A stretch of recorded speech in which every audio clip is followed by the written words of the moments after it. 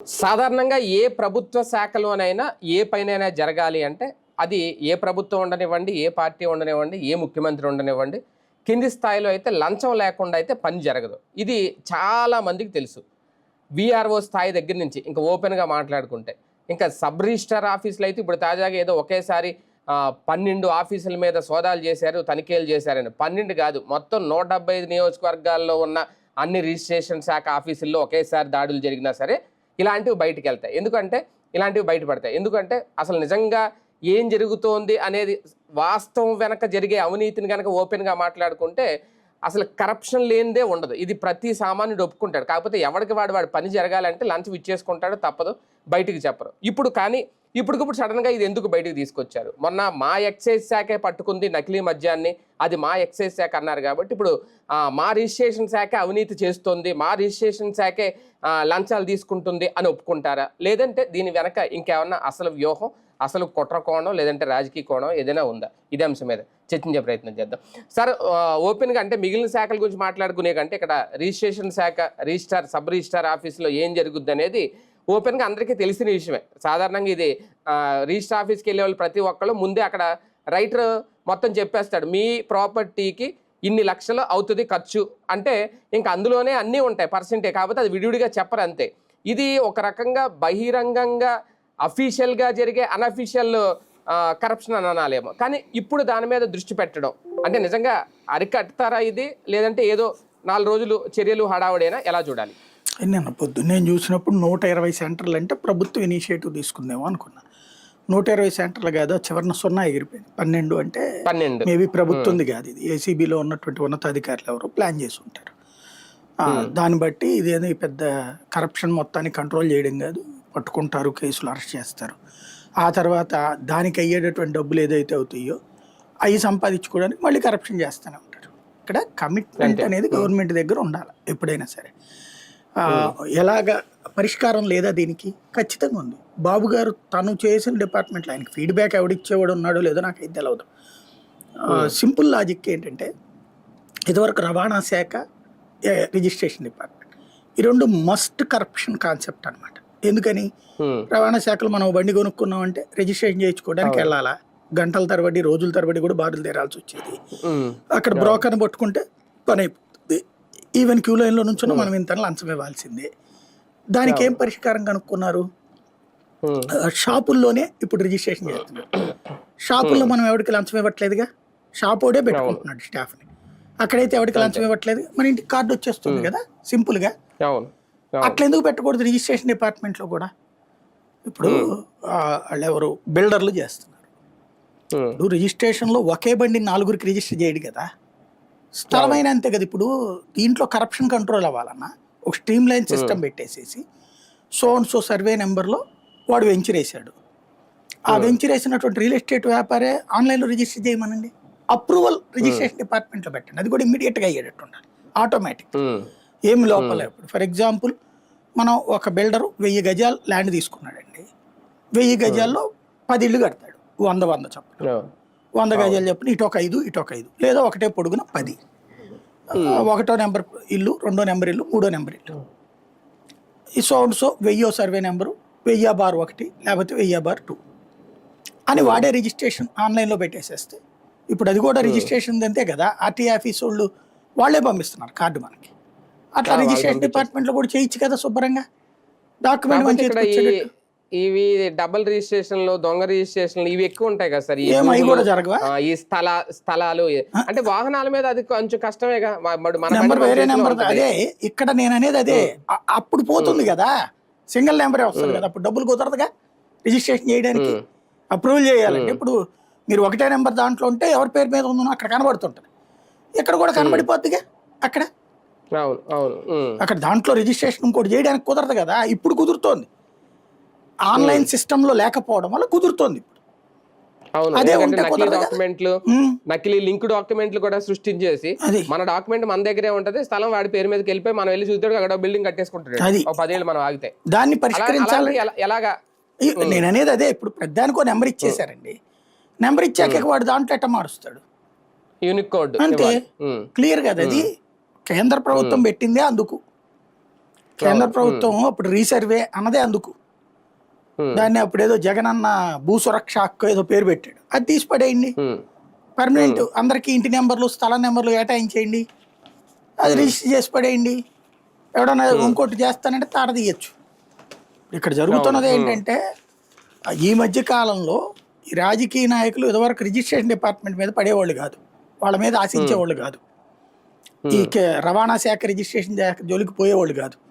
వాళ్ళు fixed corruption, అక్కడ ఒక 1%, ఇక్కడ 2%. రిజిస్ట్రేషన్ డిపార్ట్మెంట్ అయితే వాహనాల రిజిస్ట్రేషన్లు అయితే ఇదివరకు వాహనానికి ఎంత, 2 వీలర్ అయితే ఎంత, 4 వీలర్ అయితే ఎంత అనేది ఉండేది. ఇప్పుడు కూడా తెలంగాణలో నడుస్తుంది, ఆంధ్రాలో లేదు. ఇప్పుడు అది డ్రైవింగ్ లైసెన్స్ వీటిట్లో వస్తుంది అంతవరకే. అదే దీంట్లో కూడా, దీంట్లో ఏంటి ప్యూర్లీ బ్రోకరే. మనం వాడికి వెళ్ళాక బయట బ్రోకర్లు ఉంటారు, వాళ్ళని ఎవరినైనా పట్టుకుంటే వాళ్ళు తగ్గ డాక్యుమెంట్ రైటర్లు మేబీ ఆ పేరు వాళ్ళే మొత్తం కదంతా నడిపించేస్తారు. మనం జస్ట్ వెళ్ళి సంతకం ఏలు ముద్ర వేసేస్తే అయిపోయి కథం, ఫోటో దిగటం, ఇంతే కదా నడుస్తున్నది. ఆ వ్యవస్థ కారణం ఏంటి అంటే ఒకటి మనకు తెలియకపోవడం, రెండవది అక్కడ ఉన్నటువంటి అధికార యంత్రాంగం వాళ్ళ దగ్గరికి పొమ్మంటాం. మనం డైరెక్ట్గా లంచం ఇవ్వం ఎక్కడా కూడా. ఇక్కడ మనం ఇచ్చేది డాక్యుమెంట్ రైటర్ దీనికి ఎంత, అదేదో ఒకదానికి 2% అనుకుంటా. 2%లో 1% ఏమో స్టాఫ్ తీసుకుంటారట, 1% పైన వాళ్ళు తీసుకుంటారు. మళ్ళీ డాక్యుమెంట్ రైటర్ డాక్యుమెంట్ రైటర్కి వెళ్తుంది. మళ్ళీ సెపరేట్ ఇది వేలు లక్షల్లోనే నడుస్తుంది. గంప గుర్తుగా చెప్పేస్తాడు, చలానాకి ఎంత అవుతుంది, దీనికే మొత్తం ఎంత అవుతుంది అని చెప్తాడు. ఏంటి అనేది కూడా వివరం ఏమి ఉండదు అక్కడ, అందరూ అడగరు కూడా వివరాలు. చెప్పరు. అంటే అది ఇవాళ కొత్తగా అయితే నాకు తెలిసి కొత్తగా ఏం జరగలేదు, ఎప్పటి నుంచో ఏళ్ల తరబడి జరుగుతానే ఉంది. ఇప్పుడు మనకు ఒక చిత్తశుద్ధి ఉండాలండి.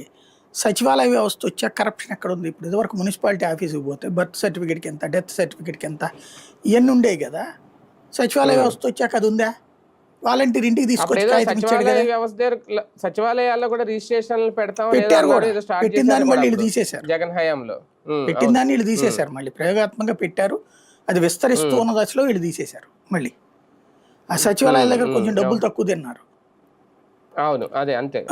అది వ్యవస్థ ఎప్పటికప్పుడు ఒకటి మనం ఉద్యోగ వ్యవస్థలో ఫస్ట్లో ఎట్లా ఉంటుందంటే పోలీసు కానీ వీళ్ళు కానీ చాలా నిజాయితీగా చేయాలని వెళ్తారు ఫీల్డ్లోకి. పైయోడు తింటున్నప్పుడు ఈ బ్రోకర్లే చెప్తుంటారు, వాడు తింటున్నా నీకు ఎందుకయ్యా, నువ్వేమన్నా ఆపగలుగుతావా అంటుంటాడు. 4 రోజులు పోయేటప్పటికి ఇంట్లో ఖర్చులు గుర్తుకొచ్చినప్పుడు కానీ వాళ్ళే తింటున్నప్పుడు మనమే ఉందిలే అని బిగిన్ చేస్తాడు. అట్లా అలవాటు పడిపోయి ఇక ఎక్కువ సంపాదన లేకపోతే కష్టం.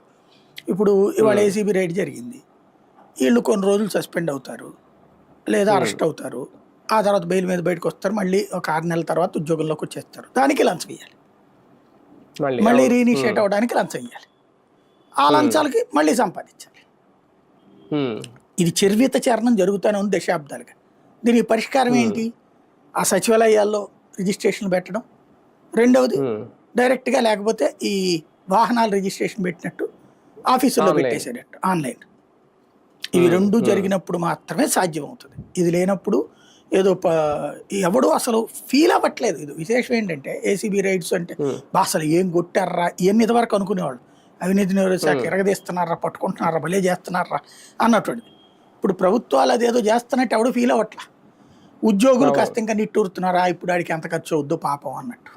అంతే తప్పించి ప్రజల పట్ల ఎవడో పాపం అని ఫీల్ అవ్వట్లేదు. అది సమస్య. కానీ ఒక్కటిసారి ఇప్పుడు నిన్న జరిగిన ఈ దాడుల్లో అంటే కొన్ని సబ్ రిజిస్ట్రార్ ఆఫీసులకి ఉన్నత స్థాయి అధికారుల నుంచి అయ్యే టార్గెట్లు ఇచ్చారు. దాదాపు 16 జిల్లాల్లో 34 ఆఫీసు, అందులో ఈ కూడా కొన్ని ఉన్నాయి. ఈ టార్గెట్లు కంప్లీట్ చేయడానికి కూడా వీళ్ళు లంచాలు తీసుకుంటున్నారా? ఇది అంటే ఉన్నతాధికారుల స్థాయి నుంచి, అంటే ప్రభుత్వానికి తెలియకుండా లేదంటే సంబంధిత శాఖ మంత్రికి తెలియకుండా కింది స్థాయిలోనే ఇదంతా జరుగుద్దా? ఏం లేదండి, అంత పెద్ద సీన్లు ఏం లేవు. ఇదో రొటీన్ రైడ్ అనాలి అంతే. నిజంగా అదైతే కనుక పెద్ద స్కెచ్నంతా బయట పెట్టి ఉండేవాళ్ళు కదా.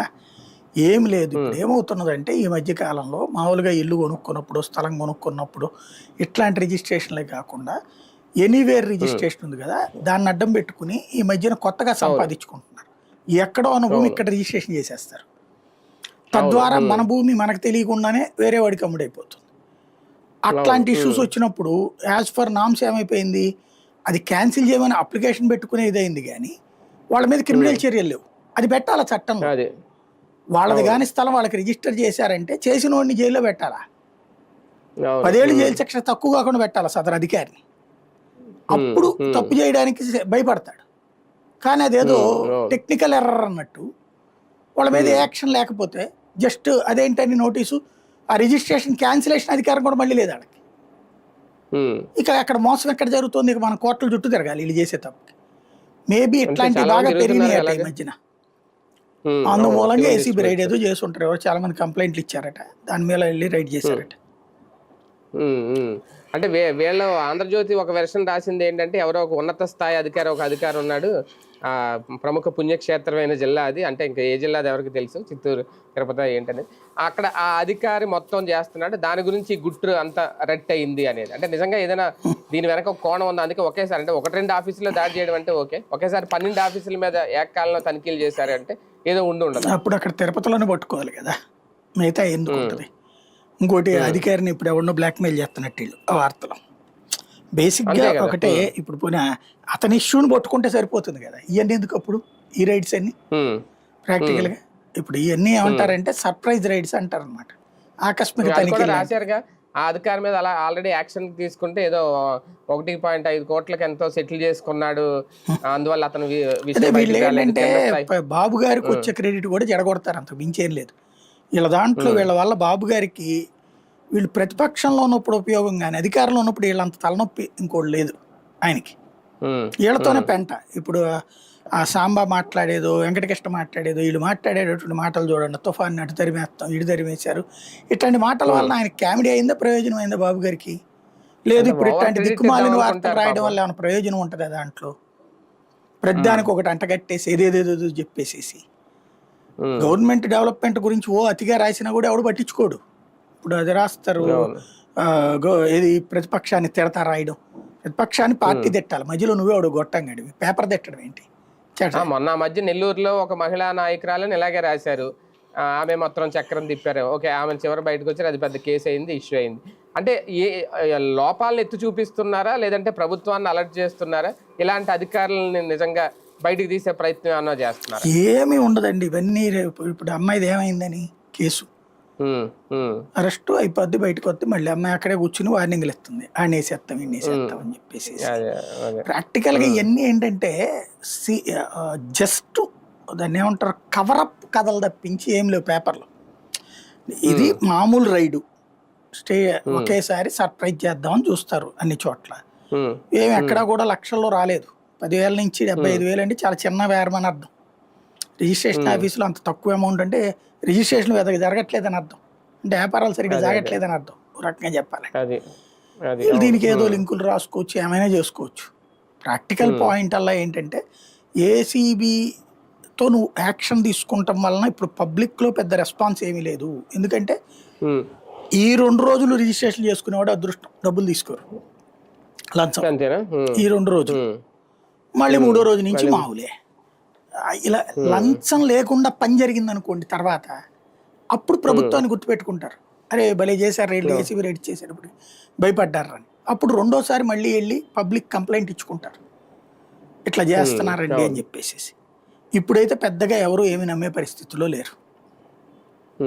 సార్ ఒకటి ఓకే, ఈ దాడులు, ఈ 12 రిజిస్ట్రేషన్ ఆఫీసుల మీద ఎక్కాలి, ఇవన్నీ పక్కన పెట్టేస్తే రెవెన్యూ శాఖ కానీ, ఇప్పుడు ఈ సబ్ రిజిస్ట్రార్ ఈ శాఖలు కానీ, మున్సిపల్ శాఖ కానీ, చాలా చోట్ల ఈ లంచం లేకుండా అయితే పని అవ్వదు, ప్రతి ఒక్కరు ఇచ్చుకోవాల్సిందే. ఇప్పుడు అంటే నారా లోకేష్ గారు లాంటి వాళ్ళు, లేదంటే పవన్ కళ్యాణ్ గారు లాంటి వాళ్ళు ఇప్పుడు అధికారంలో ఉన్నారు కాబట్టి, వాళ్ళ లాంటి వాళ్ళు ఏమైనా ఇనిషియేట్ తీసుకుంటే నిజంగా కంప్లీట్గా రూపు మాపకపోయినా ఒక 90% ఏమైనా కంట్రోల్ చేయగలుగుతారా? లేదు ఎవరైనా ఇక ఇంతే, ఏ శాఖ అయినా ఇంతే అని అనుకోవాలి? ఒక అద్భుతమైన ఇనిషియేటివ్ నాశనం చేశారు వీళ్ళు. ఇదివరకు అద్భుతమైన ఇనిషియేటివ్ ఏంటి, సచివాలయ వాలంటీర్ వ్యవస్థ.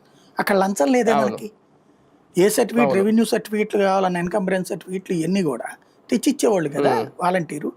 డబ్బులు ఎప్పుడు తీసుకున్నాడు, ఏమన్నా అయితే గీతే మనం ప్రేమతో ఇస్తే తీసుకోవడమే, నాకు ఎంత ఇస్తే నేను చేస్తానని ఎవడు అనలేదే అక్కడ. వీళ్ళు మనకు సహజసిద్ధంగా ఉన్నటువంటి గిఫ్ట్ మెంటాలిటీతో ఇచ్చిన వాళ్ళు ఉన్నారు, ఇవ్వలేదని చెప్పను. అది తీసుకున్న వాళ్ళు కూడా పరిమితం మ్యాక్సిమం. అంతేనా? ఇప్పుడు మీలాంటి వాళ్ళు నాలాంటి వాళ్ళు వెళ్ళినప్పుడు లంచం డైరెక్ట్గా అడగలేరు, ఈ మధ్యలో బ్రోకర్లే చేస్తారు పని.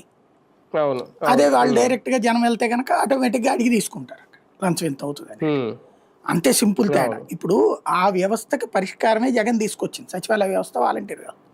అది తీసేసి వీళ్ళు వాట్సాప్ గవర్నెన్స్ అన్నారు. ఇప్పుడు నేను వాట్సాప్ గవర్నెన్స్ లో పెడతాను ఉమ్, ఒక బర్త్ సర్టిఫికెట్, అవుతుందా? డెత్ సర్టిఫికెట్ అవుతుందా? ఇది వ్యాలిడా? నెంబర్ 1. రెండవది, ఇప్పుడు మనం ఒక యూనివర్సిటీకి వెళ్తాం, ఒక మార్కు లిస్ట్ కావాలా, లేకపోతే ఒక టీసీ కావాలా, ఒక దాన్ని ఏమంటారు సర్టిఫికెట్ కావాలి, మనం అక్కడ దాన్ని ఇది ఉంటుంది కదా పట్ట, ఇవి కావాలి. ఇవి మనం ఎప్పుడో తీసుకుని ఉంటాం, తర్వాత ఇవాళ డేట్లతో అంటే పోయి ఉంటామో లేకపోతే ఇంకోటి కావాలి, 6 months పనిచేస్తుంది అది తీసుకున్నా మళ్ళీ అది తీసుకోవాలి. అప్పుడు కావాలి అన్నటువంటిది అడుగుతాము. యూనివర్సిటీ చుట్టూ 4-5 రోజులు తిరగాలి. అవును. నువ్వు పెట్టే వాట్సాప్ లిస్ట్లో అది పెట్టేస్తే జస్ట్ నేను నా హాల్ టికెట్ నెంబర్ ఉంటుంది, నా ఇయర్ నెంబర్ ఉంటుంది కదా. ఇప్పుడు మీరు ఆస్తి పన్ను కానీ కరెంటు బిల్లు కానీ కట్టేటప్పుడు ప్రత్యేకించి మనం అసెస్మెంటే లేకపోయినా పేరు కొట్టిన వచ్చేస్తాయి. అవును, ఆ సర్వీస్ నెంబర్ కొట్టిన సర్వీస్ నెంబర్ కొట్టిన వస్తాయి, లేకపోతే సర్వీస్ నెంబర్ గుర్తు లేకపోతే పేరు కొట్టిన వచ్చేస్తాయి డీటెయిల్స్తో సహా. కట్టేస్తున్నాం కదా. అట్లాగే మార్కు లిస్ట్ మన పేరు లేకపోతే మన నెంబర్ కొట్టగానే మార్కు లిస్ట్ వచ్చేస్తే మనం శుభ్రంగా తీసేసుకోవచ్చు కదా, కాపీ కొట్టేసుకునేసి. ఈ సర్వీస్ ఏమైనా పెడుతున్నారా? బర్త్ సర్టిఫికెట్, డెత్ సర్టిఫికెట్ డైరెక్ట్గా వచ్చేసేటటువంటి పరిస్థితి ఉందా వీటిట్లో? అట్లాగే ఈ ఎంకంబరెన్స్ సర్టిఫికెట్స్ ఉంటాయి, ఈసీ. తర్వాత సక్సెసర్ సర్టిఫికెట్, చనిపోయినప్పుడు ఎవరన్నా మనిషి చనిపోయిన తర్వాత ఎవరు వారసత్వం అన్నట్టు, ఇవన్నీ ఆన్లైన్లో చేసేయచ్చు కదా. అవును, ఫ్యామిలీ సర్టిఫికెట్ ఇవన్నీ ఎందుకు చేయలేకపోతున్నాం మనం? అది మొన్నటిదాకా వచ్చిన ఒక వ్యవస్థ బాగుంది, అది తీసేసి మళ్ళీ వీళ్ళు లంచాలు తీసుకునే పరిస్థితి తెచ్చిపెట్టాం మనం. అంటే ఈ డైరెక్ట్ చేసేస్తే కొంతమంది అధికారాలు కట్ అయిపోతాయి. అసలు జగన్ మీద తీవ్ర ద్వేషం అదే కదా ప్రభుత్వ ఉద్యోగులకి. అందరూ అనుకుంటున్నట్టు ఆ పెన్షన్ అది ఒక పార్ట్, అందులో అసలు గొడవ ఏంటి, లంచం తినే అవకాశం లేకుండా చేశాడు. సచివాలయ వ్యవస్థ, వాలంటీర్ వ్యవస్థ వచ్చిన తర్వాత లంచం లేదు. 5 ఏళ్ల పాటు లంచం లేకుండా బతకడం అంటే గాలి పీల్చుకోవడానికి ఇబ్బంది పడ్డటువంటి ఫీలింగ్ వాళ్ళకి. ఎందుకని? ఎట్లా లేస్తా ఇప్పుడు ఒక రిజిస్ట్రేషన్ ఆఫీసు అంటే అప్పుడు రిజిస్ట్రేషన్ దగ్గర అయితే తిన్నారు, అది కూడా తగ్గించిపోయాడు జగన్, ఏది సచివాలయాలు పెట్టేసి. ఒక రిజిస్ట్రేషన్ ఆఫీసులో రోజుకి 1.5-2 లక్షలు తినటం అనేది కామన్ అక్కడ రిజిస్ట్రార్ స్థాయి అధికారి. కింద ఉన్నటువంటి వాళ్ళకి వచ్చేటప్పటికి ఇక 10,000 నుంచి 25,000 వాళ్ళకి గిట్టుబాటు అయ్యేది. 5 సంవత్సరాల పాటు అంత డబ్బులు లేవంటే వాళ్ళ జీతం వాళ్ళకి వచ్చేస్తుంది, ఇవి లేవంటే ఎట్లా? అట్లాగే ఈ మున్సిపాలిటీలు, కార్పొరేషన్లు నేను చెప్పిన ఇట్లాంటి బర్తులు, డెత్తులు, ఇట్లాంటి సర్టిఫికెట్లు అన్నిటికీ ప్రతి దాంట్లో సంపాదన లేని వ్యవస్థ లేకుండా చేశారు ప్రభుత్వ రంగ వ్యవస్థలు. అవన్నిటి జగన్ ఆపాడన్నే కదా జగన్ మీద మంట. సచివాలయ వ్యవస్థ, వాలంటీర్ వ్యవస్థ వచ్చే కోపం అంతా కూడా అదే కదా. ఇప్పుడు వీళ్ళు అందుకని అసలు ఆ ప్రయత్నం కూడా చేయట్లేదు, గొడవే లేకుండా. వాట్సాప్ గవర్నెన్స్ అంటున్నారు కానీ సరే చూద్దాం, రేపు ఏదో 700-800 సేవలతో బాగు చేస్తాం అంటున్నారు కదా, అప్పుడన్నా పోయిన సరిగ్గా వస్తుందని చూద్దాం. ఆల్రెడీ వాట్సాప్ గవర్నెన్స్ ఎప్పుడో మొదలైపోయింది. దాంట్లో ఇప్పటిదాకా బిల్లులు చెల్లింపు గవర్నెన్స్ తప్పించి ఏం లేదు. కరెంటు బిల్లు కడతానికి, ఆస్తి పన్నులు, కరెంట్ బిల్లులకి లేదంటే రైల్వే టికెట్లు తీసుకోవడానికి వాట్సాప్ గవర్నెన్స్ లోకి వెళ్ళాల్సిన అవసరం అదే కదా అనేది. దానికి చాలా మార్గాలు ఉన్నాయి, చాలా యాప్లు ఉన్నాయి. కాకపోతే ప్రభుత్వం నుంచి అందాల్సినవి అందితేనే కదా ఇవి. అదే కదా చెయ్యడం అనేది ఎందుకు? అంటే ఒకటి సార్, ఇప్పుడు పవన్ కళ్యాణ్ గారు ఎక్కడో కొండల్లో ఉన్న గూడెంలో ఇప్పుడు పవర్ తీసుకొచ్చారు, అక్కడ కరెంట్ వేయించారు అనేది ఓకే, మంచిదే. అంటే అలాంటి వాళ్ళు ఏమన్నా ఇనిషియేట్ తీసుకుంటే కంప్లీట్ గా ఈ లంచాలు లేని సమాజాన్ని ఆపలేమా? అంటే ఇది లోకేష్ గారు తలుచుకున్న వీళ్ళు కన్నా వాళ్ళ సచివాలయ వ్యవస్థ అనేది ఒకటి తెచ్చి పెట్టేస్తే దాన్ని చెడగొట్టారు, తీసేశారు. వీళ్ళు ఏంటంటే ప్రభుత్వ ఉద్యోగులు తింటేనే మనల్ని అడ్డుకుండా ఉంటారు అనేది వీళ్ళ ఫీలింగ్. ప్రభుత్వ ఉద్యోగులు తినాలి, వాళ్ళు తింటే మన రాజకీయ నాయకులు తిన్నాళ్ళు పట్టించుకోరు, అప్పుడు ఇబ్బంది పెట్టినా పట్టించుకోరు వాళ్ళు, వాళ్ళకి జీతాలు లేట్ అయినా పట్టించుకోరు. అంటే ఒక రకంగా వాళ్ళు తినమని అవకాశం ఇచ్చే ప్రభుత్వమేనా? పై స్థాయి నాయకులేనా, మంత్రుల స్థాయి వాళ్ళేనా? దాన్ని అయితే అరికట్లేం ఇప్పట్లో. రైట్, చూద్దాం. మొత్తానికి లంచాలు లేని వ్యవస్థ, లంచాలు లేని సమాజం ఉండాలని ప్రతి ఒక్కరు కోరుకుంటారు. కానీ అది సాధ్యం అవుతుందా అంటే ఇప్పుడు ఈ రిజిస్ట్రేషన్ శాఖ సబ్ రిజిస్టర్ ఆఫీసుల దగ్గరికి వెళ్ళి రిజిస్ట్రేషన్ చేయించుకునే వాళ్ళు ఖచ్చితంగా తెలుస్తుంది సాధ్యమో కాదా అనేది. కానీ సాధ్యం చేసి చూపిస్తే కనుక ఖచ్చితంగా ప్రభుత్వాన్ని అప్రిషియేట్ చేస్తారు సాధారణ ప్రజలందరూ. ఆ దిశగా ప్రయత్నాలు జరిగితే చూద్దాం.